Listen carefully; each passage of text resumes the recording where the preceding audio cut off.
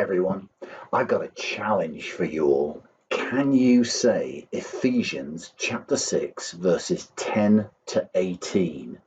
Finally be strong in the Lord and all the rest. Can you? Because I've got prizes if you can. The first 3 people to send me a video of you saying Ephesians 6 verses 10 to 18 get a skipping rope. And if the 4th person comes along, I'm going to get them a prize as well. I've got 3, but I'm going to get some more if you send one to me. Now, Finley has already videoed himself saying Ephesians chapter 6 verses 10 to 18. Let's see how he gets on right now. Finally, be strong in the Lord and in the strength of his might. Put on the whole armor of God to be able to stand against the schemes of the devil. For you do not wrestle against flesh and blood, but against the rulers, against the authorities, against the cosmic power of this present darkness, against the spiritual forces of evil in the heavenly places. Therefore, take up your whole armor of God, so you can stand against the evil day by having done all to stand firm. Stand therefore to have fastened on the belt of truth. Put on the breastplate of righteousness and shoes for feet, having put on full readiness, given by the gospel of peace. In all circumstances, take up a shield of faith, so we are extinguished with the flaming darts against the evil one. So, Finley is the first one to get a skipping rope. Will you get one too? Make a video of yourself recording Ephesians chapter 6 verses 10 to 18. Send it in to me and you'll get one too. Oh, hey guys, great to see you. I hope you're doing well.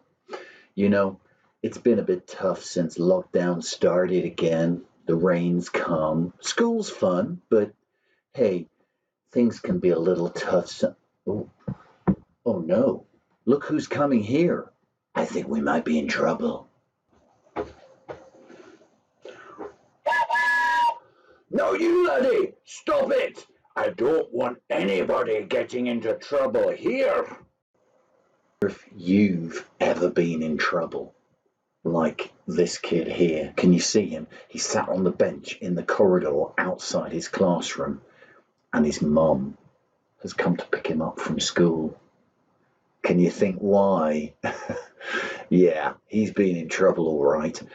Has that ever happened to someone in your class? I shouldn't smile because it's not really very funny, because I think this kid's done something really bad. Has your mum ever come to pick you up from school because you've been naughty? Oof, that's bad, isn't it? Well, today we're going to find out how Paul got in trouble. But it wasn't because of any bad things he'd done, but he got arrested by the police. And we're going to find out why and what happened. But first, do you remember who this is? Can you remember his name? I'm sorry that the picture's a bit fuzzy. I think he might be a bit annoyed with me because he's very posh. Do you remember who he is? He's called Lord Montgomery. No, he's not. He's called Lord Pilkington Montgomery Smythe. Not Smith, Smythe, because it's more posh. Lord Pilkington Montgomery Smythe. And he was telling us last week that he'd been travelling. Do you remember where he was travelling to? Let's take a look. Do you remember this picture that Lord Pilkington showed us? It's of I think it's the library or a temple in Ephesus, which today is in Turkey. And he showed us some other pictures too. He showed us this one where he got quite close up to the building itself. Of course, now it's a ruin because this is like 2,000 years old. The strange thing about this picture is there are some funny people that got into the picture when Lord Pilkington was going on holiday. And it's really annoying, when people get into your holiday pictures. I don't know who they are. I mean, the girl looks very chilled and cool, doesn't she? Very cool sunglasses. She's obviously a professional photographer because she's got loads of cameras around her neck. Amazingly cool. Don't know about that old bloke though. Strange. But anyway, Ephesus, today you can go there and you can see it's an amazing place. You've got the library or the temple, whatever it is. There's the theatre. There's this incredible main street where you've got these pillars that would have held up all the buildings. And you've got loads of other ruins as well, showing you what Ephesus would have been like. And someone's drawn a picture of what they think Ephesus looked like 2,000 years ago. And here it is. And it is pretty amazing, isn't it? You've got to say. These incredible buildings and all that go all the way up the hill there. And you could walk around it and meet people. And of course, we've been talking about someone who traveled around Ephesus, meeting people and telling them all about Jesus. And that's Paul. And he traveled around. You can see he went from Antioch to Derbe to Lystra to Iconium to Antioch to Troas to Neapolis. And we met him. Do you remember? We met him in Philippi, Thessalonica, Berea, and Athens. And last week, Lord Pilkington told you all about what happened to Paul in Ephesus. And in this week, we're learning about how he travelled from Ephesus back to Jerusalem. And of course, today we're going to find out what happened there. The thing is that what happened? Paul got into trouble. Can you think why? The guy in the blue here is saying, I don't like Paul at all. And the guys behind him, they're similar. Look at that guy with the turban and the crossed arms. He's going, yes, that's right, Paul's bad. He should be put in prison. But we know why they don't like Paul. It's because wherever he goes, he can't stop talking about Jesus. And some people don't like it.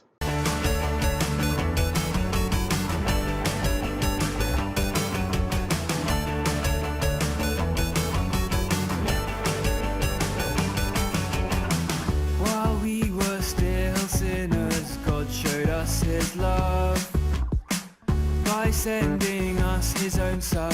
Jesus died for us. God showed us his love when Jesus died for us. While we were his enemies, God showed us his love.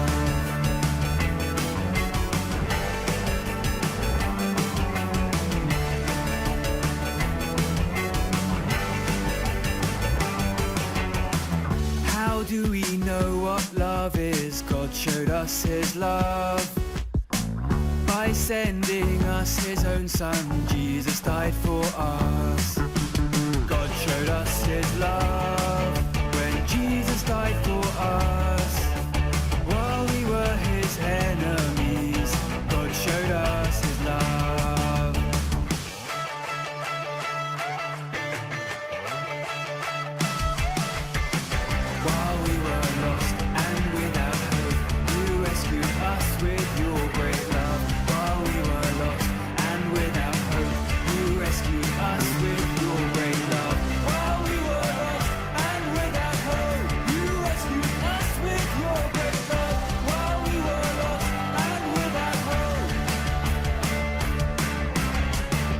Should we love each other? God showed us his love by sending us his own son. Jesus died for us. God showed us his love when Jesus died for us. While we were his enemies, God showed us his love. God showed us his love when Jesus died for us. While we were his enemies, God showed us his love. God showed us his love. God showed us his love. And now, boys and girls, we're going to be reading from Acts chapter 25. That's the Acts chapter 25. Remember what we say about Acts? It's the story of God's actions. Thank you. Our story starts in Jerusalem, where this man in the blue, surrounded by other people, including the guy in the turban, come to the Roman governor in Jerusalem and say, "We have found this man to be a troublemaker who is constantly stirring up riots among the Jews all over the world." And they accused Paul of creating all sorts of trouble. And one of the guys then, that's the guy with the turban, he says he is a ringleader of the cult known as the Nazarenes.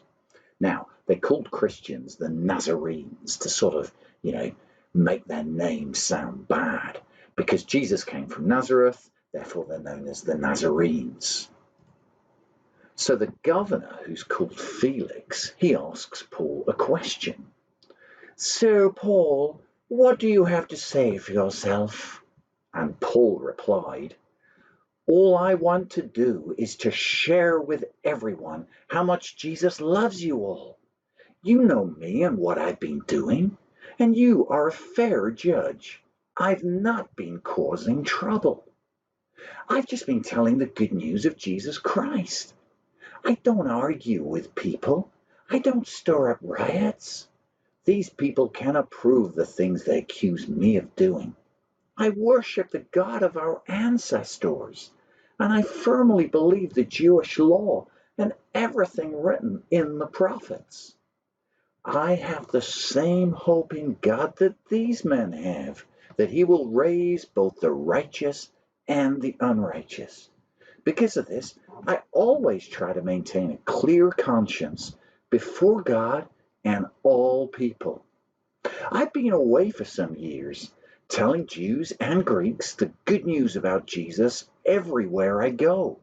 I've been to Athens, Berea, Thessalonica, Corinth, and Ephesus.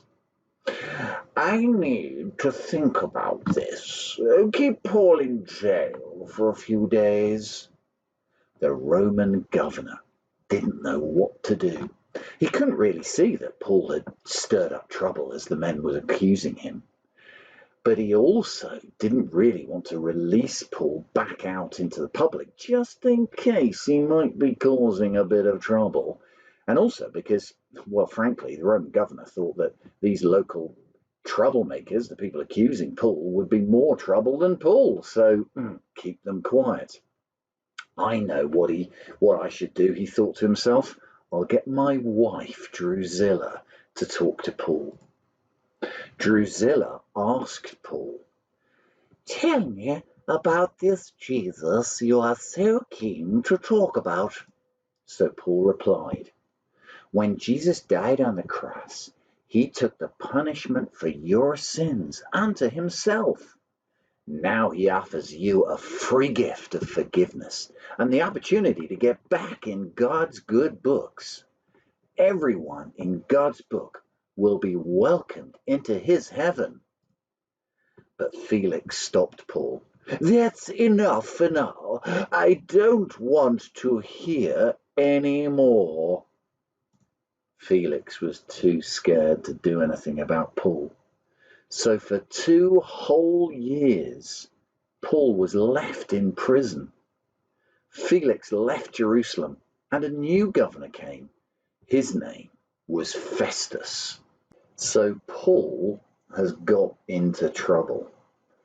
Can you think why? Well, I think we know why it is, don't we? It's because wherever he goes, he can't stop talking about Jesus. And some people don't like it. Now, why does he keep talking about Jesus? It's because he lives what he wrote. You see, Paul wrote Ephesians chapter 6, verse 15. Can you say it with me? "And as shoes for your feet, having put on the readiness given by the gospel of peace." Say it again with me. Ephesians chapter 6, verse 15. "And as shoes for your feet, having put on the readiness given by the gospel of peace." You see, Paul had the shoes of the gospel on the whole time, Not only that, but read this with me, Ephesians chapter 6, verse 16. In all circumstances, take up the shield of faith, with which you can extinguish all the flaming darts of the evil one. You see, Paul not only put on the shoes of the gospel to tell people about Jesus the whole time, but also he carried the shield of faith. He carried on believing in Jesus no matter what. And you know, sometimes things can get tricky. But what Paul is telling us to do is to carry on telling people the good news about Jesus, even when you're treated unfairly, like Paul was in the story. He wasn't causing trouble or creating riots or getting people into danger. No, he was just telling people about Jesus. He was being treated unfairly and then put into prison. Paul tells us to carry on telling people the good news about Jesus, even when it gets us into trouble. And sometimes it can. Sometimes people can, say bad things or do bad things to us because we just want to tell people the good news about Jesus. Paul tells us to carry on telling people the good news about Jesus, even when they tell us to stop. Carry on telling people the good news about Jesus, always. There's an ant, plant, handspan, ham, spam, jam, tram, man, boy, girl, cheese, flan. There's a car, spa, tar, bar, aardvark, hardbark, shark, dog, park, walk, lark. God made everything you see. He made you and he made me. There's an ink, link, pink, drink, zinc, blink, sync, wink. God made everything. There's a prawn, lawn, dawn, horn, pick, tick, picnic, zoo, lulu, tutu. There's a hot spot, not pot, top, cop, dot, yacht, bees, knees, flea, ski, sneeze. God made everything you see. He made you and he made me. There's a crane, brain, mainframe, plain grain, plain rain. God made everything. Oh, God made everything you see. He made you and he made me. When you look everywhere, stare. God made everything. There's an ant, plant, handspan, ham, spam, jam, tram, man, boy, girl, cheese, flan. There's a car, spa, tar, bar, aardvark, hardbark, shark, dog, park, walk, lark. God made everything you see. He made you and he made me. There's an inkling, pink drink, zinc, blink, sync, ring. God made everything. There's a prawn, lawn, dawn, horn, pick, tick, picnic, zoo, lulu, tutu. There's a hot spot, not pot, top, cop, dot, yacht, bee, sneeze, flea, ski, sneeze. God made everything you see. He made you and he made me. There's a crane, brain, mainframe, plain grain, plain rain. God made everything. Oh, God made everything you see. He made you and he made me. When you look everywhere, say God made everything. God made everything. God made everything. Yes, I wonder. Oh, hello, boys and girls. Now, it's time to do the activity sheet. As you can see this week, there's some interesting little word gaps that you have to fill in. There's this chappy here. Can you see? I'm not sure if you can see. You've got to colour him in, and then you've got to fill in the gaps. Now, this chap he's called Tertullus, and in our story, he was the chap with the turban and the blue shirt or whatever you call it, I don't know. And you've got to fill in what he said there. And then you've got Paul, who's here. Can you see him there? And you've got to colour him in and then fill in the gaps of what he said. Now you've got to find the answers in Acts chapter 24. That's Acts chapter 24, which is the story of Paul in front of Felix and his wife Drusilla.